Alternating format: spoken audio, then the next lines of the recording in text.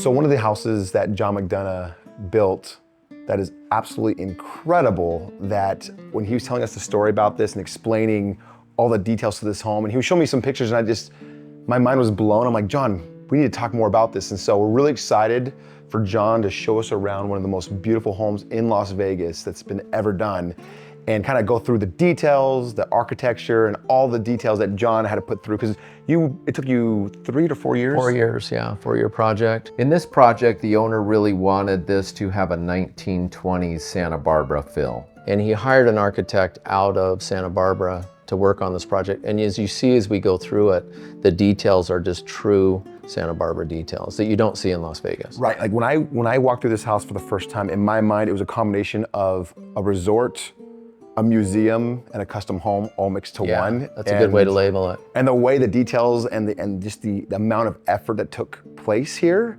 is a masterpiece. Explain to us the ceiling. So this is something you don't see too often, where you actually have the real rafters coming through and the tile with no plywood or anything on top. So you're actually seeing the bottom pieces of each tile on the lid. And it takes a lot of coordination to get everything lined up exactly right, so you don't see any nails, any screws, and it looks like you're looking up at the tile, which you are. Right, it looks beautiful.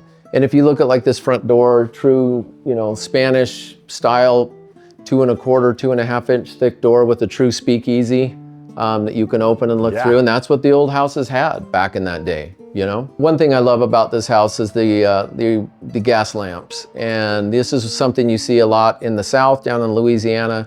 This was something you saw a lot in the old Spanish homes. Right. And the flickering gas lamps that are throughout the property, and I just love it at night. It's a real ambience as you're walking up to the front door. Love it. Chamfered. A lot of this architecture on the Spanish had chamfers, which this is called a chamfer here when it goes into the door. Not a straight shot. It's straight, it's at an angle. It's at an angle. That's so you'll cool. see that a lot on the windows. You'll see it underneath balconies. And we can point that as we go through. Now, is that harder to do as a contractor? Not necessarily, no. It's just a framing detail that you have to have in framing. Very cool. All right, so come on in. Let's go check out the rest of this house. John, talk to us about the entryway. What are some of the things that were challenging, some of the things that you guys focused on when it came to design? Talk to us about this. Yeah, so this entry, I love this entry. First off, you see a tile rug on the floor. It's called a tile rug because they make it look like it's a rug with the border and the hand-painted tiles on the inset. Right. And you have the same hand-painted tiles on the staircase. This staircase took a lot of effort just because you have real solid 3/4 inch hardwood. All the pickets on the railing are solid. They're not hollow in the middle. So to get this to twist and to get this bend in this was really challenging. Our wrought iron guy told us he couldn't do it. and we challenged him and he was able to do it. But each one is mounted below. Each one, the detail of this is cut into each step. Every single tread has that same detail.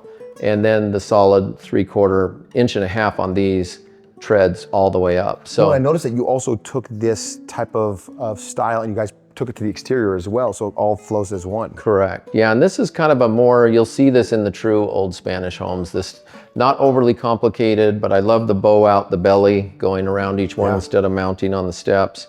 Takes a lot of framing challenges to get this because there's so much weight bearing on each one of these that this all has to be blocked behind it. And it's so clean. Yeah, it looks amazing. So I think the entryway is just beautiful in this home. You look up, you see the artwork in the corner, and we'll talk about those art lights as we go into another room.